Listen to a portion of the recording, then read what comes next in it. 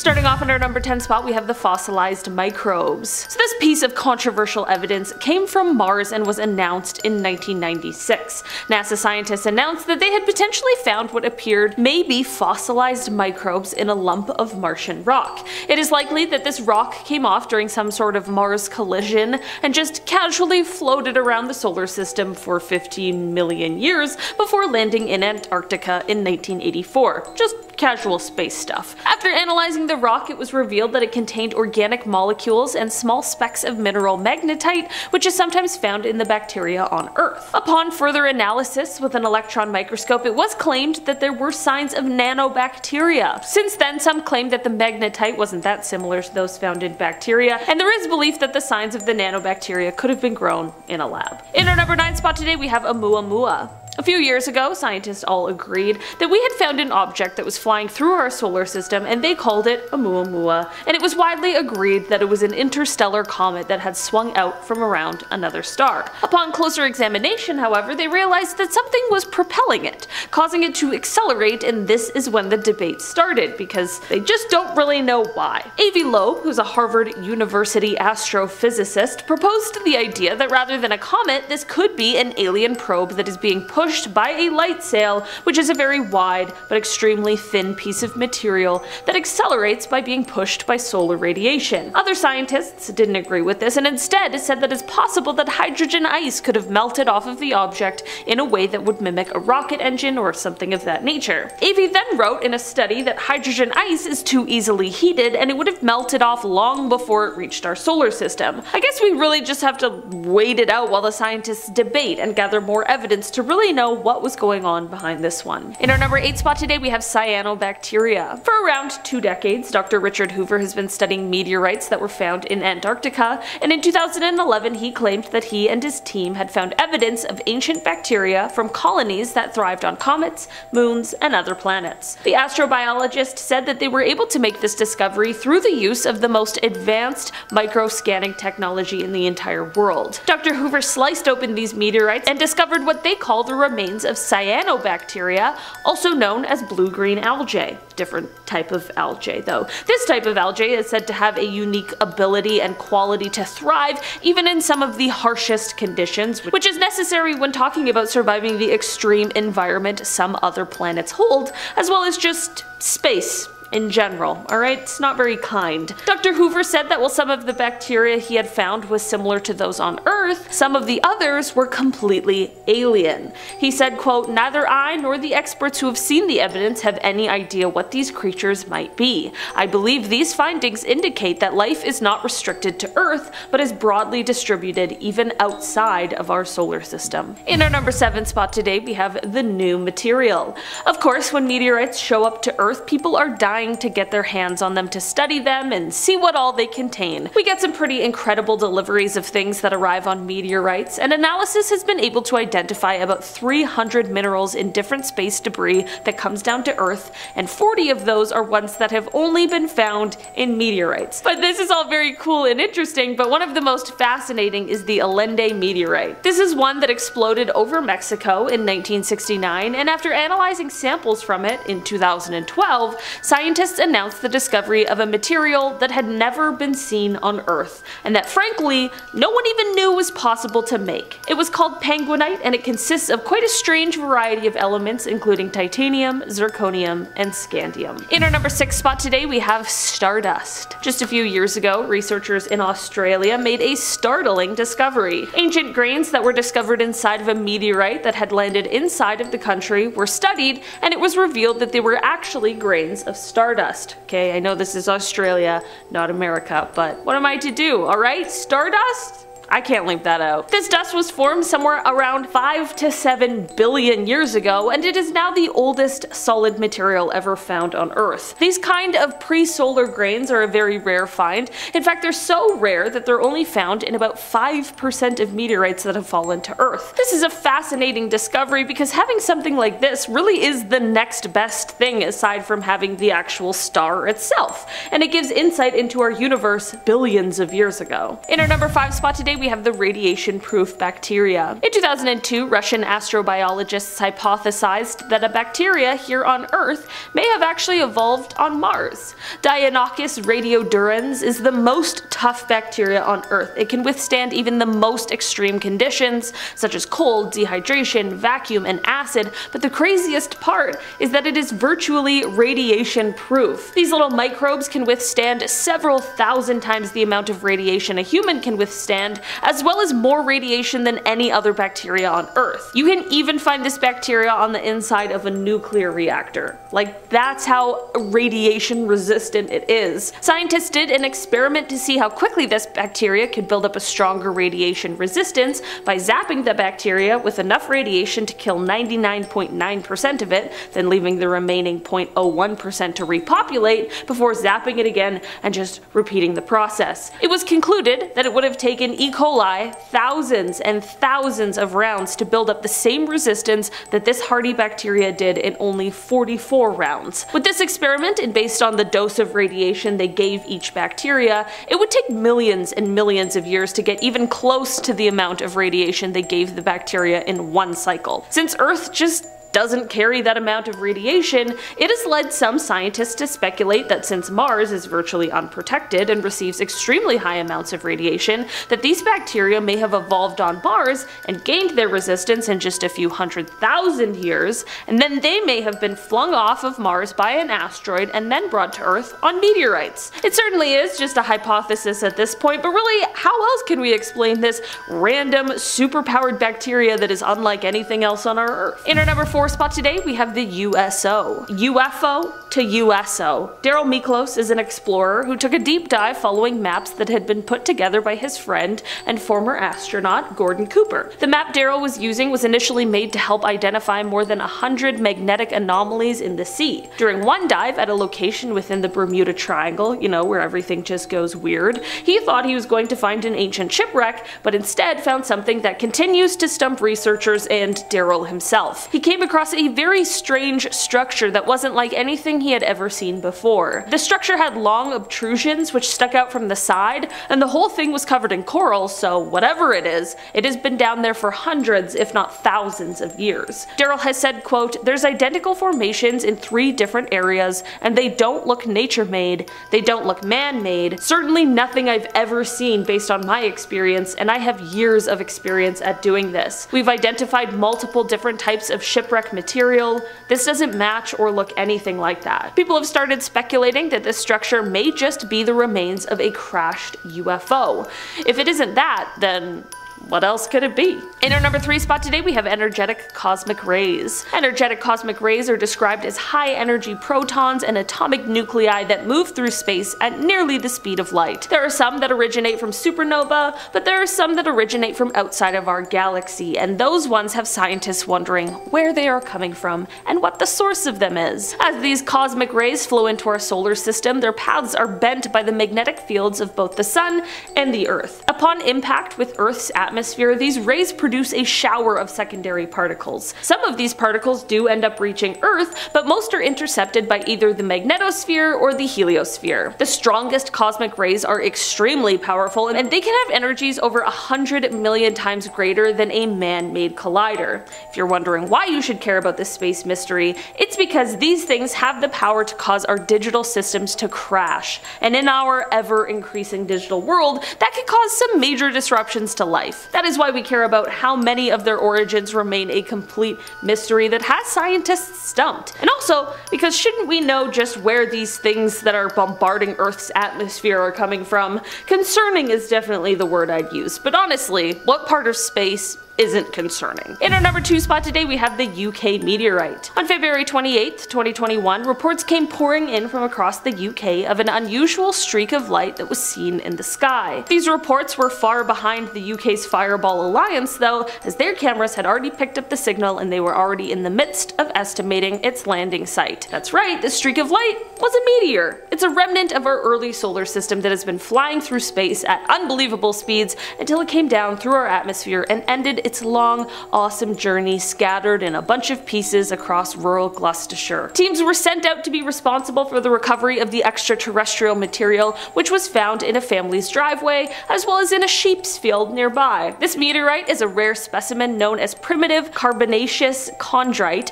which is said to contain materials that have been essentially unaltered since the formation of the solar system 4.5 billion years ago. The pieces of this meteorite can give us insights into the building blocks of the planets, and it can potentially give us clues as to how the Earth came to be, this wonderful planet that possesses all of the resources necessary to sustain human life. And finally, in our number 1 spot today, we have the ancient sightings. This evidence comes from long before any of us were alive, but that doesn't mean it isn't potentially important. There have of course been recent UFO sightings and sometimes even reported alien visits or abductions. But with pop culture and the media and social media, it's easy for us to write these off as hoaxes, or people who are just trying to receive their 5 minutes of fame, or people who thought that they saw something but were mistaken by another piece of human technology. But what about the people who claimed these kinds of sightings long before the internet or international news or even human-made flying objects existed? In our history, even our ancient history, there have been writings and paintings of the potentially extraterrestrial variety. As one example, the 15th century painting The Madonna with Saint Giovanni depicts the Virgin Mary, but also in the background features some sort of hovering disc-like object that looks a lot like a UFO. This isn't the only example, however, as we've also seen some otherworldly beings in ancient cave paintings and Sanskrit scrolls, and there are some people who swear it is also written in the Book of Ezekiel. It certainly says something that potential alien sightings have existed since so far back in our human history, so it must either point to proof of alien existence or just humans being obsessed with conspiracies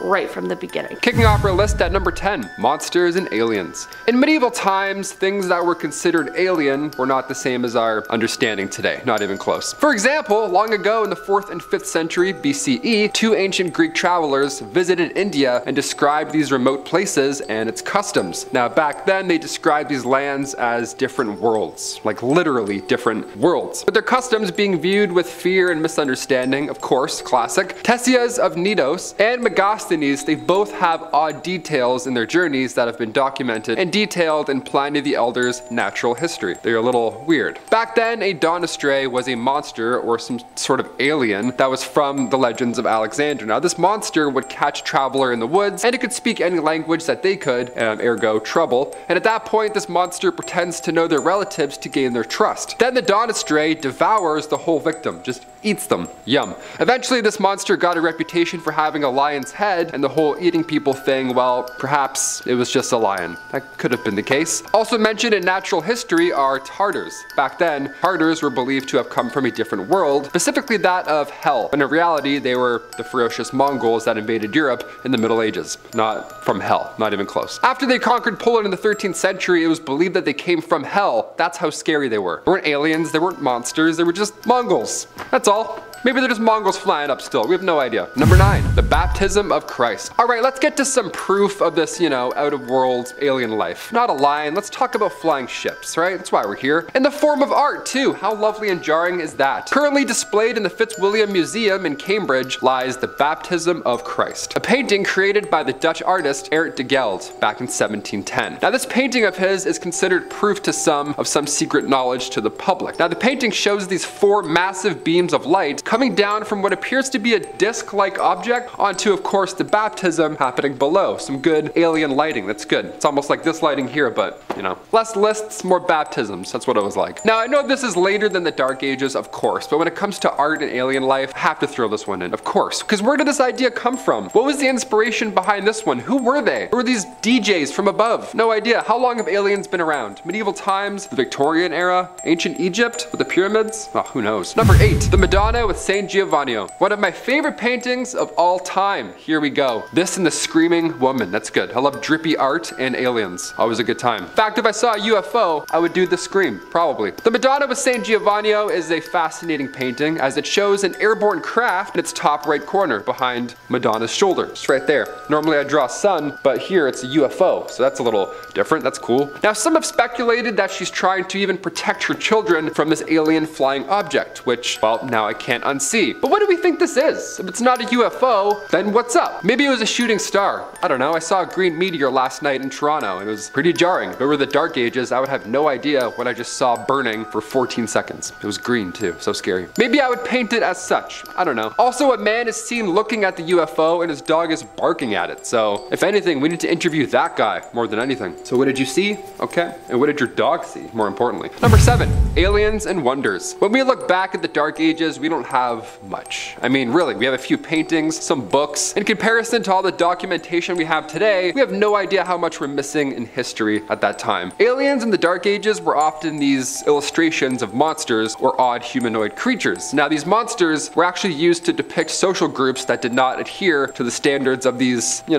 old white Christian men, essentially. This painting of a siren, for example, it's a bird, woman, monster. She's in the ocean doing something. She's naked. This originated in Greek mythology. She is surrounded by men who've drowned after being lured to her by probably sung. Now, the imagery of the siren suggests that the feminine corruption is ultimately responsible for the downfall of men, right? Not that sirens are real, that they're flying drones in and out of the oceans. I mean, today I can't explain those drones going in and out of the oceans, but do I think that they're naked women flying around? No, I mean, but no, probably not. Number 6, medieval sky battle. Short and sweet, this one here. Okay, this looks like the inside of my old high school locker. There's a lot going on, a lot of ideas, a lot of doodles. This Nuremberg broadsheet shows us a battle, an Avengers level threat, really, it looks like. And this took place on April 14th, 1561, whatever this was. The aerial battle involved globes, crosses, and even tubes. Tubes? I don't know. Could these be the same tubes that we see today that we think are UFOs? These cigar-shaped UFOs have been breaking the internet these days, but well, maybe it's the same vehicle. Maybe they just saw it back then. People viewed the event as a divine warning. Yeah, you don't say. That's, yeah, fair. Number 5, medieval cloud ships. This is my favorite. I actually love this one. In a 9th century Latin manuscript, Liber contra insulum vulgi Opinonium, great title, really rolls off thy tongue. It was written by the Archbishop of Lyons, and in it he complained about thy French peasantry's belief in a certain religion called Magonia, from whence come ships in the clouds.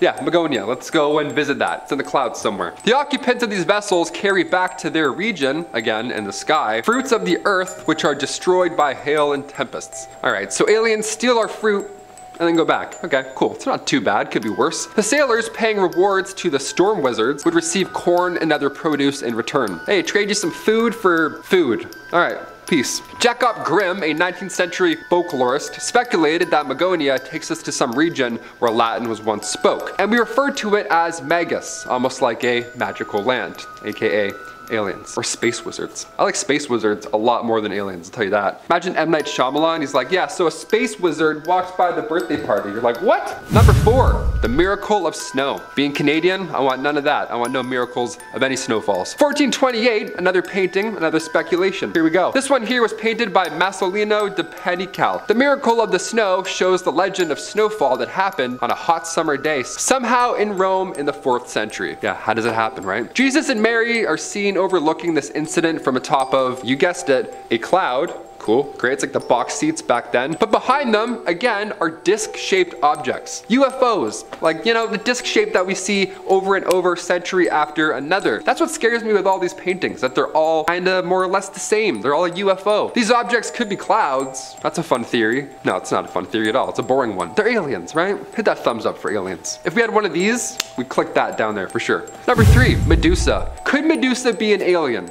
With the snake, hear me out, let's talk about it. Another one of the most recent paintings on our list is Medusa by Caravaggio. Now, we all know the story of Medusa, right? This woman with snakes for hair that when you look at her, you turn to stone. That's a nice fun story before you go to sleep. And this painting here really captures her essence, perfectly. Her beauty, her grace, and her eyes that you can't really look at in real life. Now we can see her, right? In this horrific moment. This painting was meant to be a depiction of the defeat of Medusa, and legend goes that Perseus, who is the son of Zeus and Danae, he was given a shield by Athena. Pretty helpful shield. They're like, thanks Athena, that'll probably help in battle. He took this shield to battle Medusa herself, and he managed to outsmart her by letting her catch a glimpse of her own reflection in the shields. Yeah, gotcha. Made you look, Medusa. And then she turned herself into stone, and that's when he took his sword and then ended her life in a certain way that involves this being off of her body. I won't say the word, but you know what's up. This is the moment that the painting is portraying. The painting was created by Michelangelo in 1597, and it was the second of this kind, which is honestly really creepy. But again, where did this inspiration come from?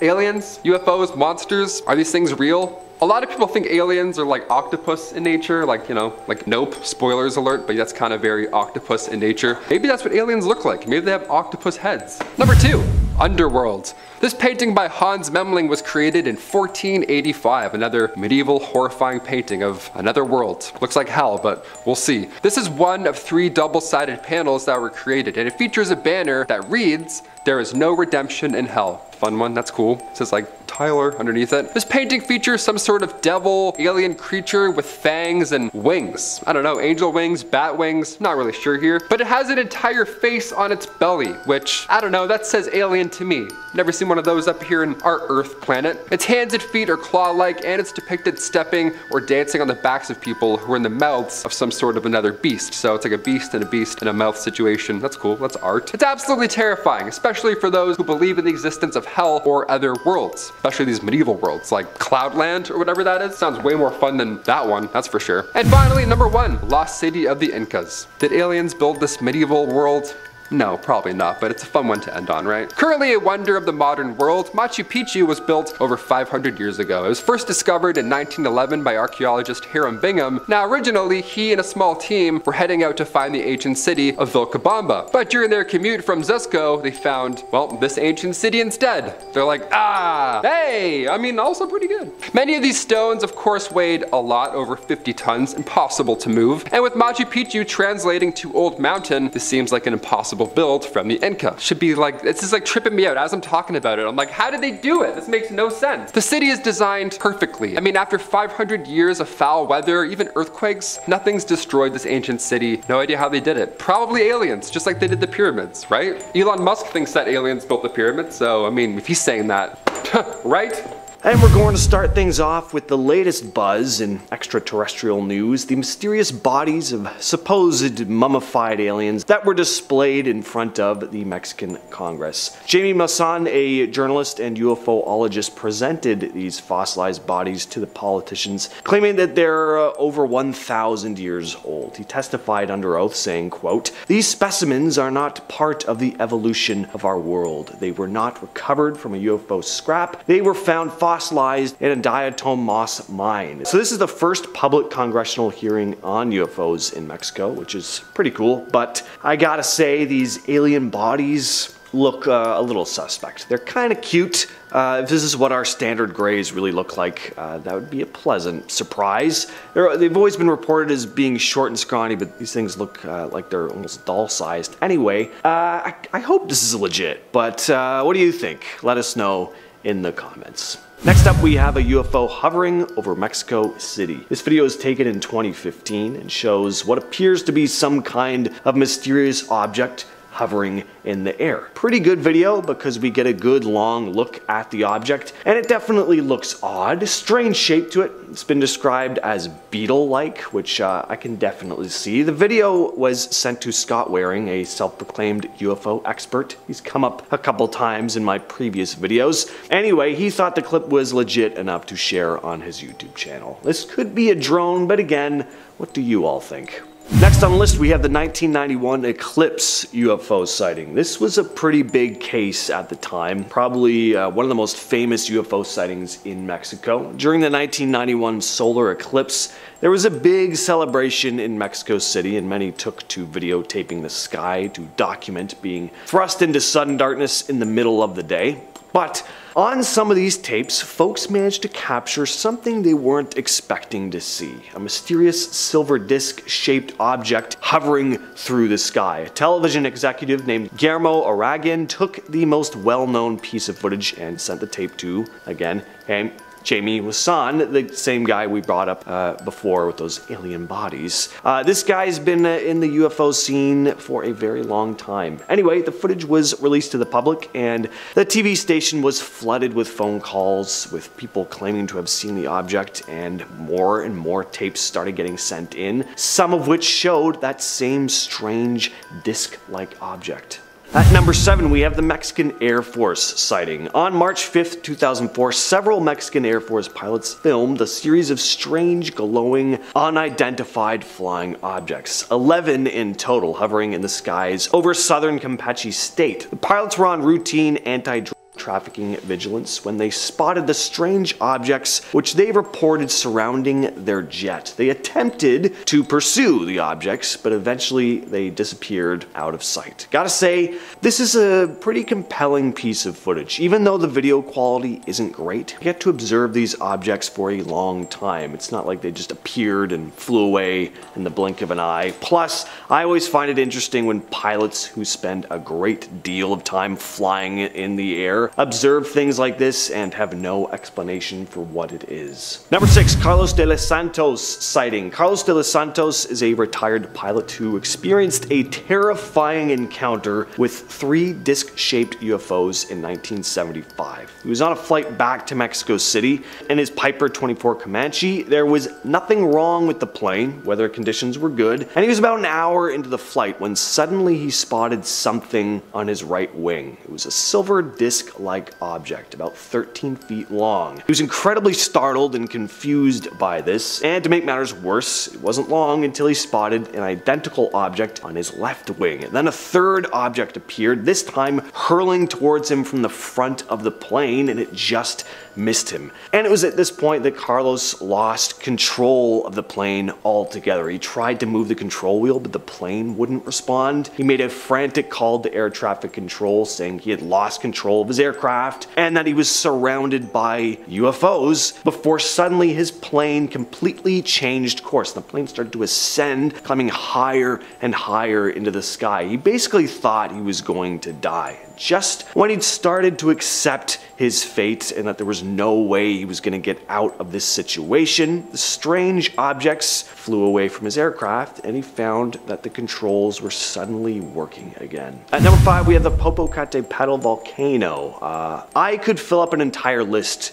with the UFO sightings spotted in this one area alone. It's not only one of the most active volcanoes in the country, but it seems to be one of the biggest hotbeds of unidentified flying objects as well. UFO sightings around the volcano have raised eyebrows and sparked curiosity among locals and researchers. Witnesses describe seeing strange, unidentified flying objects near the volcano, often displaying unconventional flight patterns and characteristics. The sightings have been documented by multiple sources too, including photographs, videos. One of the factors contributing to the frequent UFO sightings near the volcano is its geographic location. The volcano stands at an elevation of over 17,000 feet and is situated in a region known for seismic and volcanic activity. Some speculate that these conditions might attract extraterrestrial, intersect, or create unusual atmospheric phenomena that lead to the sightings. Reports of UFOs around the volcano have also drawn the attention of researchers and organizations dedicated to studying unidentified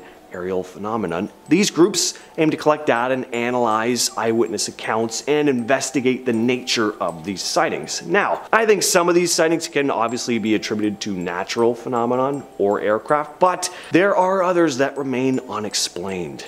Next on the list is the Luminous UFO. Just at the end of July this year, in a town called Tamaulipas in northeastern Mexico, this strange glowing object was seen hovering in the sky. It's hard to really call it an object though, kind of just looks like light. Maybe there's an object projecting the light, but it's just obscured by clouds or haze, and this is just the lights from the aircraft piercing through. Anyway, the clip was shared to TikTok by user Marcela Guzman, and it's kind of beautiful actually, almost like a jellyfish floating through the sky. Number 3, the Las Lomas UFO. This next piece of footage was taken in 1997. As you could probably tell by the tasty VHS grainy quality, it was taken in the Las Lomas neighborhood in Mexico City. Pretty obvious what's going on in this video. You see what looks like your classic B-movie disc-shaped UFO floating through the sky as our cameraman films on with audible shock and confusion. The object seems to be quite wobbly too, which leads a lot of commenters to say it looks like it's being held up with a string. There are other less skeptical viewers though who speculate that maybe there was something wrong with the vessel, which would help explain why it was flying so low in the first place as well. It's actually a pretty fascinating video because while the wobbliness of this supposed alien vessel does make it look less convincing, it does appear to be floating in the distance. It doesn't doesn't look like some kind of camera trick. And in terms of faking something like this with computer-generated effects, that was much more difficult to pull off in 1997, especially for your average everyday person. Next, we have a story from Reddit that I'm going to call Consumed by Light. It was posted by Space Chainsaw 810 and goes like this. Not my story, but my wife's middle school teacher in Mexico. The teacher was with a group of her 3 friends driving from, I believe, Tijuana to Mexicali. To get there, they passed through a very curvy downhill grade called La Rumorosa, and the surrounding terrain is rocky cliffs and desert as they descend. They start to descend and see a very bright light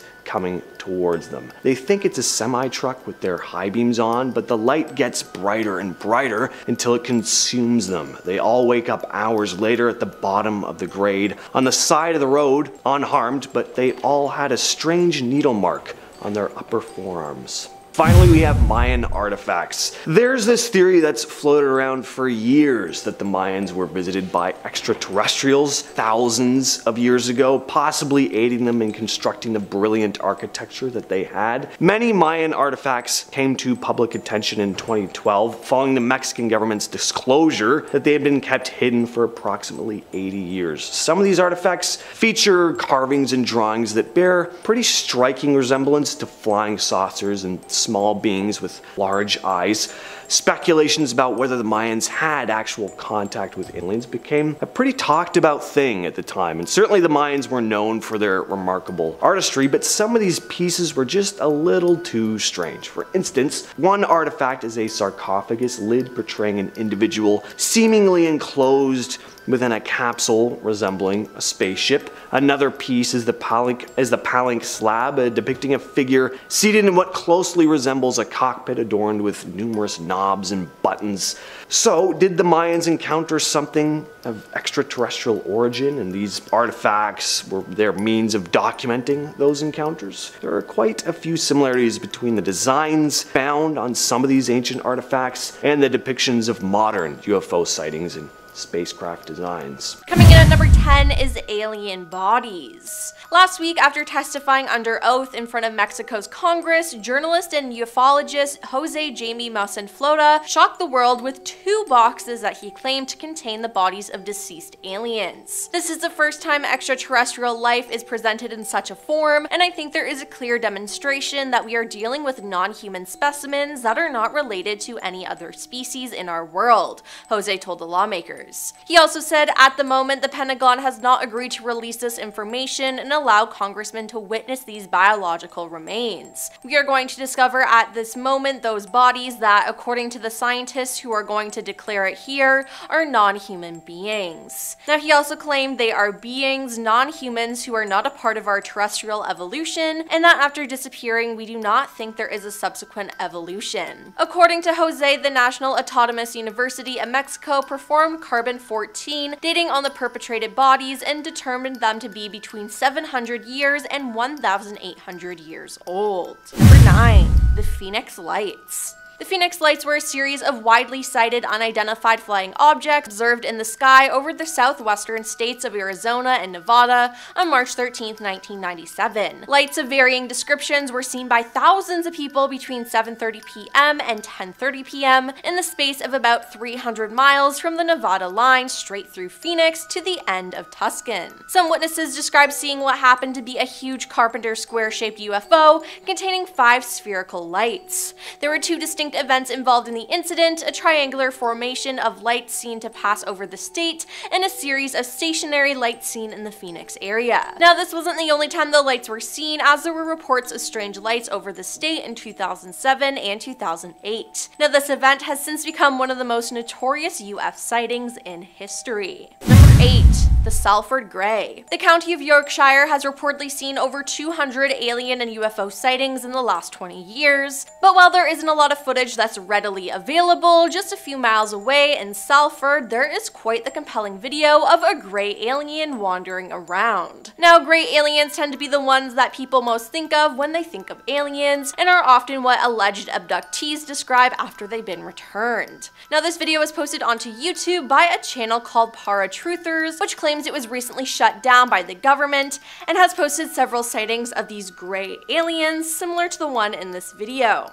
The caption on YouTube reads, "Grey alien caught on camera January 2015 in Salford, UK. Look at how it walks. This is definitely a real alien. It's way too tall and skinny to be a regular person, and its skin appears wet like a snake's skin. This is definitely the rare tall white type of grey. Never before sighted in the UK. What are they doing here? What are they doing?" Now, does this look believable to you? Personally, I'm not too sure. Number 7. Tic Tac UFO. Recently, 2 former Navy pilots were interviewed by 60 Minutes on CBS News about a UFO sighting over the Pacific Ocean in 2004. Commander Dave Fravor and Lieutenant Commander Alex Dietrich spotted the unidentified object during a training exercise but were unable to classify it. Dave described it as a little white tic-tac looking object, adding that it lacked conventional exhaust plumes and had no wings or visible markings. It also moved erratically, the pilot said. In an interview with NBC News, Dave described the 2004 encounter, calling the object the strangest, most obscure thing I've ever seen flying. As soon as we look down, we see the white water, and then we see this little white tic-tac. It's pointing north-south, and it's just going forward, back, left, right, he said, adding that it was bouncing around like a ping pong ball. Dave said he approached the mysterious object to take a closer look and began mirroring his movements, and then when the pilot got within half a mile of the UFO, it suddenly vanished. Number 6.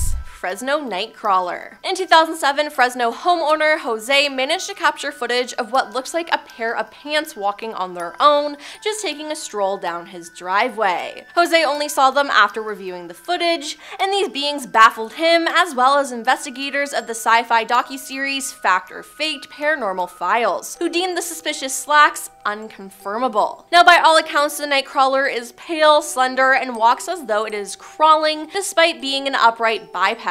The Fresno sighting was documented. Other people have claimed to have witnessed the same creature in the immediate area. Sometimes there has been a pair seen together, with the only difference being in its height. Now, footage of the creature exists, and it's clearly not a creature of this world, and there's been speculation online that they're figures from Native American lore, but with little to support it, it seems like we'll never know what was taking a midnight stroll that night. Number 5. The Watchmen. For Yalçın Yalman, aliens and UFOs are seemingly all in a day's work. The Turkish night watchman is so used to encounters with extraterrestrials that he's pretty much unfazed by them. Since 2007, from the suburban Istanbul holiday village where he worked as a night watchman, he has captured many photos and videos of UFOs. His documentation of UFO sightings doesn't just span a few minutes or hours, but years of repeated visitations. Now, in some of his footage, you can even make out 2 pilots of the craft that he has shot. It seems like this night watchman doesn't just look out for intruders, but aliens as well.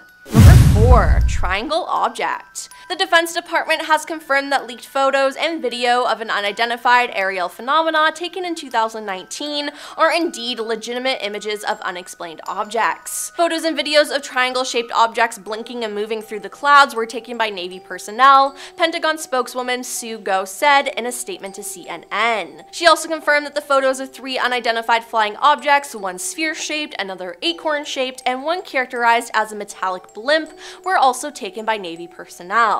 As we have said before, to maintain operation security and to avoid disclosing information that may be useful to potential adversaries, DoD does not discuss publicly the details of either the observations or the examinations of reported incursions in our training ranges or designated airspace, including those incursions initially designated as UAP, she said. She also said that the Unidentified Aerial Phenomenon Task Force, created to investigate UFO sightings observed by the military, has included these incidents in their ongoing examinations. Number 3. The Red Gate Alien. Over in Montana, a trail camera captured a candid photo of a creature that appears to be out of this world. The Red Gate area has garnered a reputation in recent years as being somewhat of a UFO and alien sighting hotspot. Now, a man claims to have evidence of alien life after his hunting camera recorded a naked, bulbous head figure running. The eerie image shows what looks like a gray humanoid darting around a field. Now, the hunter who took the photo, Donald Bromley, said that he initially thought the creature creature was a person, but the more he looked at the image, he became convinced it had extraterrestrial origins. Speaking to the local outlet KXLF, he said, "The more I looked at it, it was odd, it was out of place, and everything just matches the alien persona, the bigger bulbous head, and you can tell he has no clothes. It's kind of a transparent being." Number 2, leaked video. A leaked Navy video captured in July 2019 showed a sphere-shaped unidentified object flying over water near San Diego. Now, the footage obtained by a documentary filmmaker and shared with NBC News appeared to show the mysterious object flying for a few minutes before disappearing into the water. The video was captured by a Navy aircraft and recorded in the USS Oma's Combat Information Center, according to the filmmaker Jeremy Corbell. The clip appears to show a spherical object flying above the water for a few minutes near San Diego before it vanishes.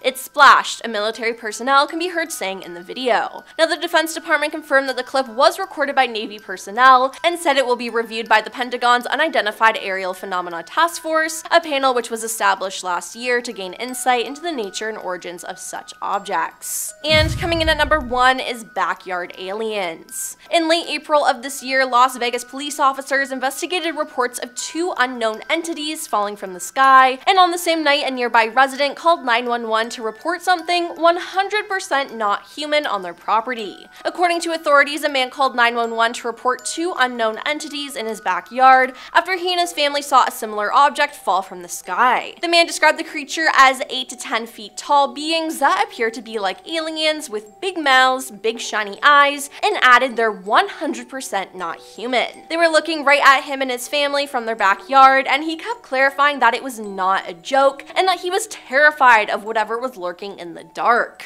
While initially open for several days, the department has closed the case, and the family said officials returned to the home over several days to investigate, and representatives from nearby Creech and Nellis Air Force Base said they were not involved in the incident and suggested contacting Metro Police. Now, a spokesperson for the Pentagon did not immediately respond for questions regarding this event. So, who knows what they truly saw? Coming in at number 10 is Antonio Villas-Boas. On the night of October 16, 1957, Antonio Villas-Boas was plowing fields when he saw what he described as a red star in the night sky that approached him, growing in size. The craft began descending to land in the field, and he decided to leave on his tractor, but its lights and engine died, so he decided to continue on foot. However, he was seized by a 5-foot-tall humanoid who was wearing gray coveralls and a helmet. Its eyes were small and blue, and instead of speech, it made noises like barks or yelps. 3 similar beings then joined and dragged him inside their aircraft. Once inside the craft, Antonio said he was stripped of his clothes and covered from head to toe with a strange gel. He was then led to a large semicircular room through a doorway that had strange red symbols written over it. They then took blood from him and took him to a third room where some kind of gas was pumped into the room, which made him violently ill. Shortly after this, Antonio was joined in the room by another humanoid. This one, however, was female, very attractive. Antonio was then given back his clothing and taken on a tour of the ship by the humanoids. He was then escorted off the ship and watched as it took off, glowing brightly. When he returned home, he discovered that only 4 hours had passed. Now, did he help create one of the first alien-human hybrids? I think so. Number 9, Elizabeth Clarer. Elizabeth Clarer was a South African woman who, starting in 1956, publicly claimed to have been contacted by aliens multiple times between 1954 and 1963. Her first visitation supposedly occurred when she was just 7 years old, and she was one of the first women to claim relationship with an extraterrestrial. She promoted an idea of a better world and beliefs in a cosmic consciousness. In her book Beyond the Light Barrier, she strived to convey a message of peace, love, understanding, and environmentalism, which she credited to the superior wisdom of an advanced and immaculately utopian Venusian civilization. She also ended up promoting conspiracy theories of an international cover-up that kept vital information from the public and claimed to have been threatened with abduction to press her to revealing details about alien technology. Number 8, Terrell Copeland. The Virginia pilot Terrell Copeland claimed that he was abducted by aliens, particularly because he was a Marine. Terrell claimed that his first experience with aliens occurred in 2007 when he captured footage of what he believed to be a UFO on his cell phone from his apartment in Suffolk, Virginia. It was an orb of light, just a big ball of light. It wasn't moving, it was solid white. The other was directly across the street from it, up 300 feet above the ground, and was changing colors very rapidly. repeatedly, he said. He alleged that it wasn't until after he published the footage online that things truly became strange. I woke up from a nap by the sound of someone trying to enter my apartment, and I said, "Who is it?" There was no answer. You could see the doorknob moving and scratching at the door. The firearm, it was on my table, and my thought was to get up and check. Despite the urge to get up, Terrell was paralyzed and only able to move his eyes. Suddenly, he heard a voice through the door tell him, "You don't need that weapon, we won't harm." He then began to experience missing hours as well, and he was incapable of accounting for 4 waking hours during a span of 2 nights. I was in a room and I saw a woman who did not have complete human features. She had the typical black eyes that you hear about, she had an elongated skull, and that startled me. The next memory I have is me standing on my balcony waving at this cylinder-shaped ship, he said. Number 7. Charles Hickson and Calvin Parker. The Pescalua abduction was a UFO sighting and alien abduction in 1973, in which Charles Hickson and Calvin Parker claimed they were abducted by aliens while fishing in Mississippi. On the evening of October 11, 1973, 42-year-old Charles Hickson and 19-year-old Calvin Parker told the Jackson County, Mississippi Sheriff's Office that they were fishing off a pier on the west bank of the river when they heard a whirling whiz sound, saw 2 flashing blue lights, and observed an oval-shaped object 30 to 40 feet across 8 to 10 feet high. They claimed that they were conscious but paralyzed, while 3 creatures with robotic slit mouths and crab-like pincers took them aboard the object and subjected them to an examination. Number 6. Thomas Reed. On September 1st, 1969, Thomas Reed and his family in Berkshire County, Massachusetts saw a UFO. In the car with his mother, brother, and grandmother that night, the family noticed a group of glowing orbs dash out of the roadside trees. It came to a stop off the right side of the road, Thomas said. Everything got really calm. It was like being in the middle of a hurricane. It was just like dead silent. Then there was an eruption of crickets and frogs, and it got really loud, and that was it. Then the family suddenly found itself back in the car, but they had inexplicably lost 2 hours of memory. Stranger still, Thomas's mother and grandmother had somehow switched car seats. He said over time the family regained some memory of the incident, including having been to a hangar-like facility with other people. We encountered something, it was definitely not of this world. The hangar thing we were in was huge, it was larger than a football field. The hallway we had seen was circular with a Y configuration, almost to control the flow of traffic, and this one room had a bowed-in wall that was round, he said. Number 5. Whitley Strieber. Whitley Strieber had written fiction for more than 40 years, and he said his writing streak was interrupted one night in the late 80s by an alien abduction in upstate New York. The alleged incident occurred on the night of December 26, 1985,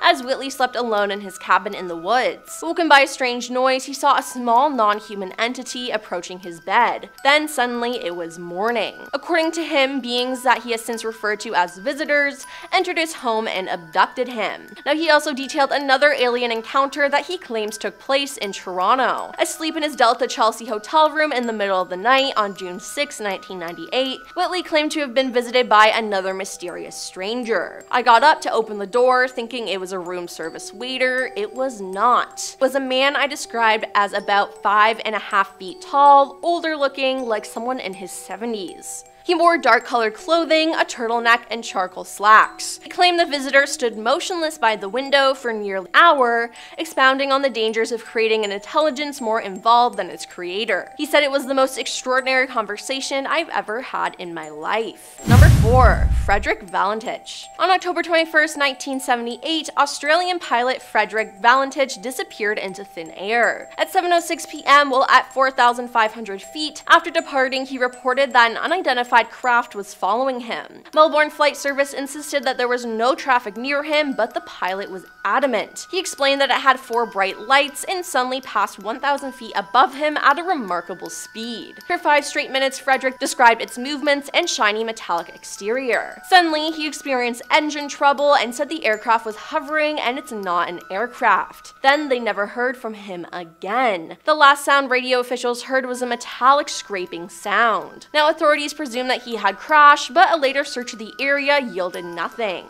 In 2014, a UFO action group in Victoria alleged that a farmer observed a UFO nearly 90 feet in length hovering above his farm on the morning following Frederick's disappearance. The farmer also claimed that the pilot's plane was stuck to the UFO, leaking oil. But again, Frederick and the plane have never been found. Ultimately, a few possibilities regarding the disappearance of Frederick exist: that he crashed and his remains were never covered, that he purposely disappeared, or, of course, he was abducted by aliens. Number 3. Audrey and Debbie Hewins. Twins Audrey and Debbie Hewins said they were abducted by aliens. I was probably about 5 years old or so, said Audrey, and a bright blue light would come into the room and the door would open, and there would be like a foggy kind of misty blue light just shining through the whole house, and these two figures would come in. We have been up in crafts and seen our house from above. They're very good at mind erasing, or whatever you want to call it. They'll leave you with bits and pieces of things that you can remember. Debbie added, I remember one time being on a spaceship and standing there on the spaceship and the floor and the walls disappeared. They started doing all kinds of experiments on us when we were 12. While she was initially hesitant to come forward, Audrey claimed that after a non-human entity saved her life from drowning in the ocean, she was inspired to dedicate her life to openly discussing her alien abduction experiences.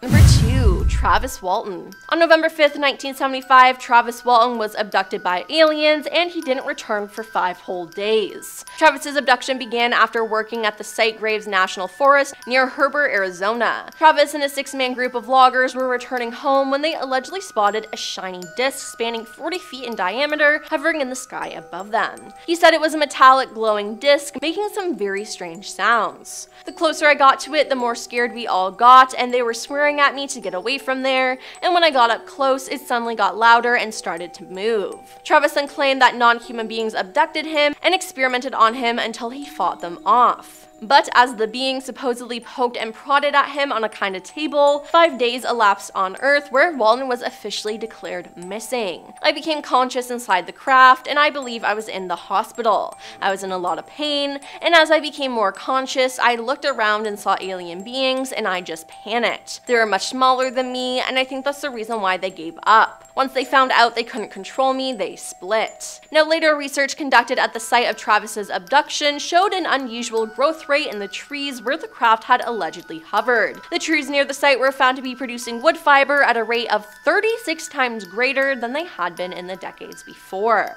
And coming in number 1 is Dr. Albert Bender. One of the most famous instances of alien invasion was the case of Dr. Albert Bender. Albert was a very intelligent researcher with an interest in aliens and UFOs, and even founded the International Flying Saucer Bureau. It was successful as he began to gather lots of alleged evidence related to UFOs, but soon he began seeing strange men watching him around his town, reportedly with glowing eyes. Then one night in 1953, 3 men in black showed up to his house.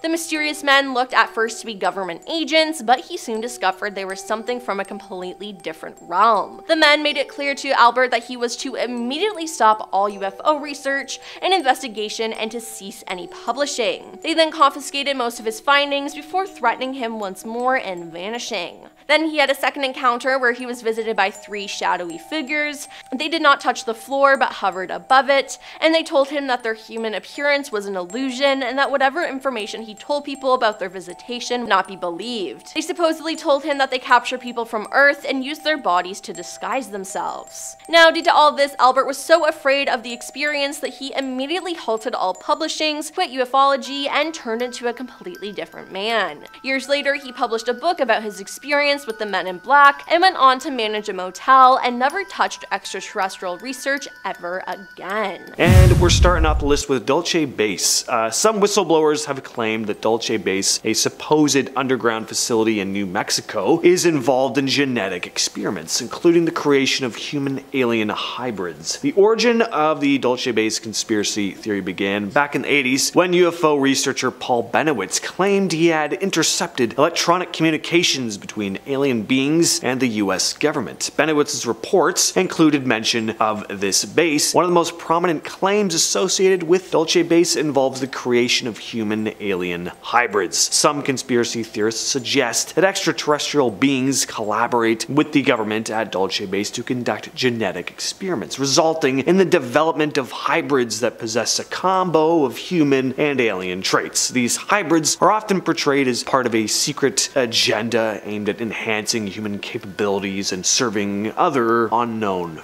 purposes. Next up, we have the Young-Hae Chi theory. Dr. Young-Hae Chi, an instructor in Korean at Oxford's Oriental Institute, made some interesting statements a few years back. Alien abductions have been reported for years. It's always been a mystery as to why they occur. Are they experimenting on us, implanting us with unknown alien devices? Well, according to this instructor, these supposed abductions aren't malicious in nature. They have more to do with alien beings attempting to overcome climate change. In a 2012 lecture, Dr. Chi discussed how a highly advanced alien species had already made contact with the people of Earth, interbreeding with us after these abductions, attempting to form a race of hybrids to colonize the planet. He talked about how the rise in alien abductions seemed to coincide with major problems arising on Earth, like the invention of nuclear weapons and the increasing changes in climate, and that the aliens' belief is that a more intelligent hybrid species would fare better at protecting the planet. He went on to talk about it being a human's job to not only protect the planet for our own good, but to prove the aliens wrong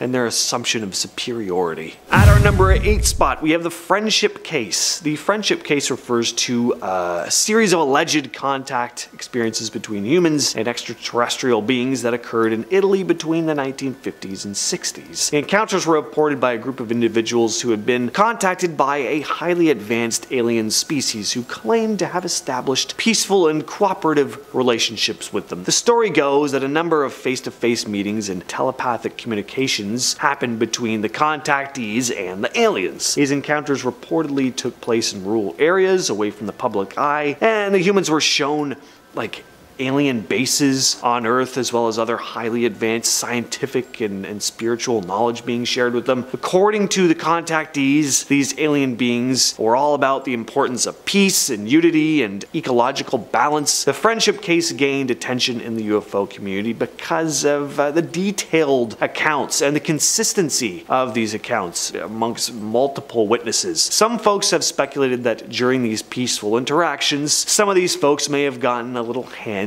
with their new space friends, resulting in some alien-human hybrids. Number 7, the Antonio Villas-Boas abduction. In 1957, a Brazilian farmer by the name of Antonio Villas-Boas reported one of the strangest alien abduction stories in UFO history. He claimed that on the night of October 15th, he was working in his family's fields when he saw this bright red star-like object in the sky. This object, according to Villas-Boas, descended and eventually landed, revealing itself to be a strange egg-shaped craft. From the craft emerged humanoid creatures wearing gray overalls and helmets. These beings abducted him, taking him aboard their craft. He described the aliens as around 5 feet tall, with small blue eyes and white hair. He claimed that they took samples of his blood, conducted medical examinations, and then led him into a room where he was introduced to a naked humanoid female. Oh boy. By the sounds of his description, they sound like attractive aliens too. Round, small, beady eyes, white hair. I mean, come on. According to Antonio, though, this one actually was pretty attractive, and apparently they proceeded to have a bizarre encounter. Afterwards, he was released, and the craft ascended back into the sky, leaving him alone and confused in the field. They didn't even buy him a drink. He later reported the incident to his family, who would have loved to have been a fly on the wall for that awkward conversation. I would not tell my family about that. That is something I would maybe tell a couple friends about, but not my mom and dad. Eventually, the story reached the Brazilian military and local authorities, and his account drew a lot of attention from the media and UFO researchers. There are some terrifying alien abduction stories. Take Travis Walton's, for example, where he was experimented on his crazy ways. Gotta say, though, as creepy as this would have been, not the worst thing that could happen. At least, I don't know, at least for me, alright? I don't know. It's not every day you get to, anyway.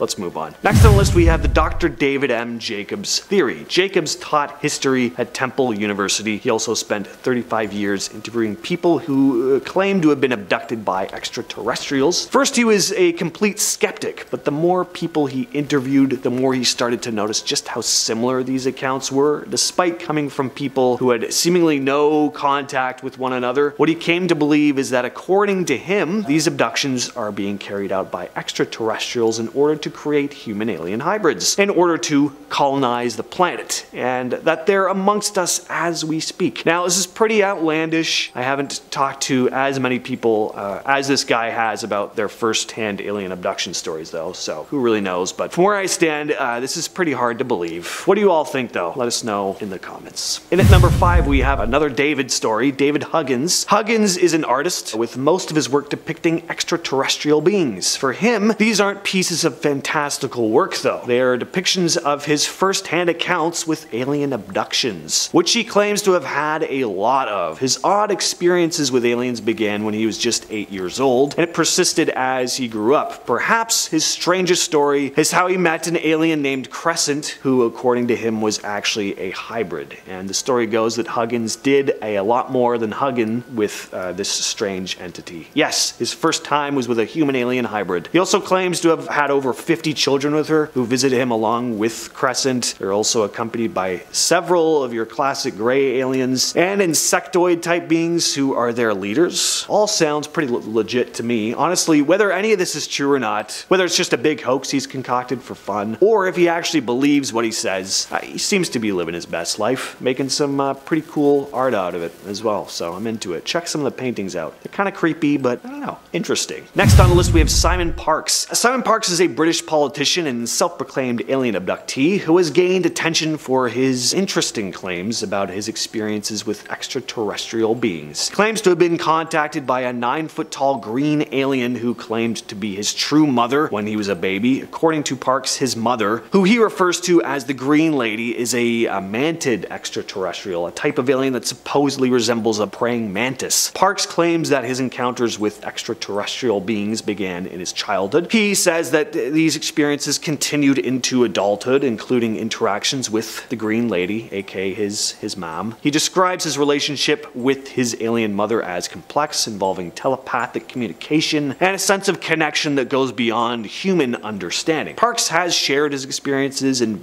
interviews, radio shows, and conferences with the UFO and conspiracy theory communities, but he was also quoted saying, "For many people who don't experience it, it's very hard to accept. We are taught to only see and believe what we can touch, but it's acceptable to believe in religion. It's a personal matter and it doesn't affect my work. I'm more interested in fixing someone's leaking roof or potholes. People don't want me to talk about aliens." Number 3, Linda Moulton Howe. Linda Moulton Howe is a prominent American investigative journalist, author, and ufologist known for her research on unidentified flying objects and alleged extraterrestrial encounters. She's conducted a ton of interviews with people who claim to be alien abductees or had contact with alien beings, including human-alien hybrids. Throughout her career, Howe has explored various abduction stories where individuals have reported encounters with human-alien hybrids. She's gathered testimonies, investigated the narratives of these alleged abductees. Her interviews often include detailed descriptions of these hybrid beings, accounts of genetic experiments, encounters with advanced technologies. These accounts typically involve claims of reproductive experiments, where abductees report being subjected to procedures that imply the creation of human-alien hybrid offspring.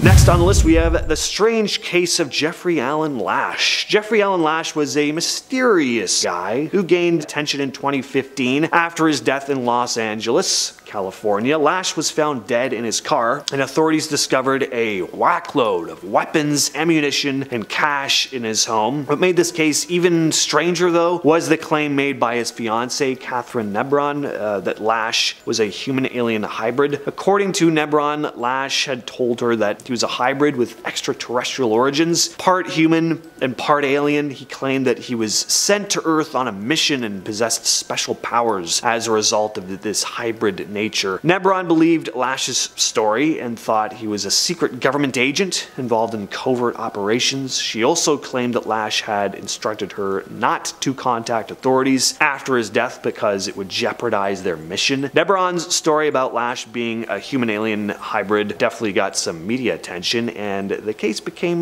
discussed in the UFO and conspiracy theory realm. Lash's background and the sources of his wealth are also still bit murky. Finally, we have the Betty and Barney Hill abduction. In September of 1961, Betty and Barney Hill, an American couple, claimed to have been abducted by extraterrestrial beings in rural New Hampshire. According to their account, while driving late at night, they observed a bright light in the sky that seemed to follow their car. The light eventually descended, and Barney stopped the car to get a closer look. He reported seeing humanoid figures inside a craft. Panicked, the Hills fled the scene, but later realized they had lost a significant amount of time. Over time and through hypnosis, the couple began to recall fragments of their experience. They described being taken aboard a UFO where they were subjected to medical examinations. The beings they encountered were described as short, with gray skin, large eyes, and slits for mouths, your classic grays. Regarding the theory of hybrid experiments, some ufologists have speculated that the Hills abduction might have involved reproductive experiments. This theory also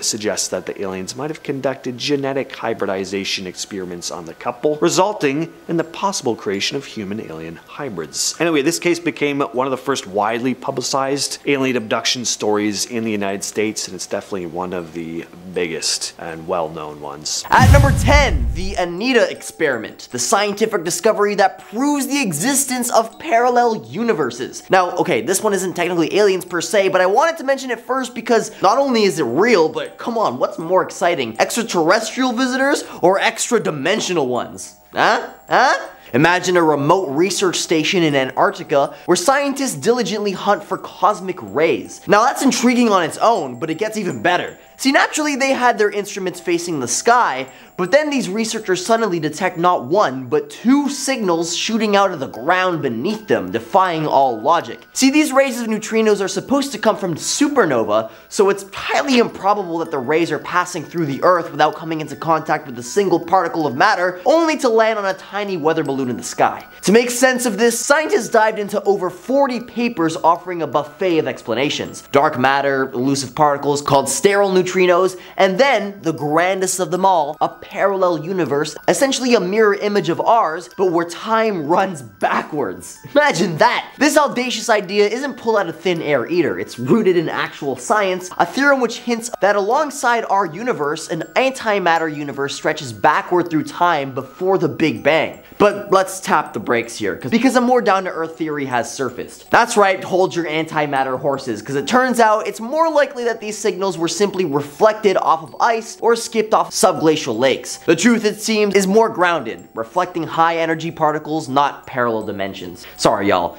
I mean, unless you want to go ahead and put away Occam's razor. But before I do, if you're enjoying the video so far, you can support the channel by pressing like, subscribing to Most Amazing, and ringing that notification bell. At number 9, alien fossils. Back in 1996, NASA dropped a bombshell. Well, not literally. They stumbled upon a meteorite from Mars right there on our very own Antarctica. This space wanderer, a potato-shaped piece of Martian real estate, harbored something truly astonishing: a fossilized microbe. That's like finding a cosmic postcard in your backyard. This meteorite most likely embarked on a 15 million year journey across our solar neighborhood before cozying up on Earth. Now, let's dig deeper. The rock didn't just bring this Martian visitor, it also packed organic molecules. But before we declare aliens, bear in mind that this is an ongoing debate in the scientific arena. Some argue that this is a smoking pew-pew of extraterrestrial existence, while skeptics keep their feet firmly on Earth. What's your take on this otherworldly puzzle? At number 8 is the frozen ancient civilization. Enter Corey Goode, a name synonymous with the clandestine narrative that spirals deep beneath the Antarctic ice. The year was 2017 when Goode's voice resonated through the annals of conspiratorial discourse, asserting that a buried treasure lay beneath 2 miles of frigid ice, an ancient alien civilization, frozen in time. But let's rewind to 1939, a German expedition that allegedly stumbled upon this enigma. Fast forward to 2002, and the site begrudgingly opened its icy gate to scientists and archaeologists. What's captivating is Gode's own voyage, facilitated by the US Air Force, to witness the fabled civilization. A civilization that was rumored to be standing 55,000 years in Earth's past. This story leaves us yearning for forthcoming years to yield more insights into these Antarctic enigmas. At number 7, the Antarctic Pyramids. In 2016, rumors of pyramid-like mountains circulated the internet, capturing the imaginations of many. Could it be a creation of ancient civilizations, or perhaps,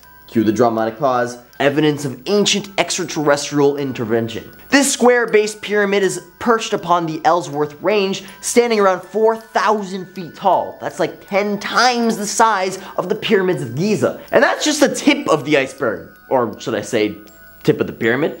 Reports of plant and bacterial life dating back eons also have come to light, suggesting that maybe, just maybe, a prehistoric, or should I say pre-human society once grazed this frigid expanse, crafting not only pyramids but also tending to the vegetation. Bam! Proof of ancient aliens. Or just a neat geological formation. I'll let y'all decide in the comments. At number 6, Admiral Byrd's Crystal City. Esteemed US naval officer Admiral Richard Byrd was one of the first pilots to fly over both poles, organizing Operation High Jump, the largest expedition to ever travel to Antarctica with all kinds of ships, aircraft, and crew in order to scout locations for potential military bases. But during his explorations, Admiral Byrd allegedly came upon something highly unexpected. The following comes not from a public account, but from his own diary, discovered by his son after Byrd's passing, in which he recounts an extraordinary discovery. Upon encountering a large cave in the South Pole through which he could easily fly his plane, Byrd steers his plane into the opening and flew underneath the Earth. As he flies within the massive cave, he encroaches upon an incredibly temperate and lush environment, not something you'd expect in the South Pole. But that's just the beginning. He tells about how he sees a shimmering rainbow city made out of crystal. Suddenly he loses control of his plane as flying disc-shaped objects lead him to the ground, whereupon he's escorted to a being which he refers to as the Master in his diary, who tells Byrd that it's massively disappointed with nuclear weapons and how they've recently destroyed Hiroshima and Nagasaki, seeming to really be concerned with what's going on the surface, telling Byrd that these aliens hope humanity will ultimately stop this. At number 5, a UFO is discovered. In October of 2020, satellite images of Antarctica unveiled a peculiar sight. Amidst the icy expanse, an object resembling a semicircular flying saucer emerged, slightly elevated and casting a telltale shadow.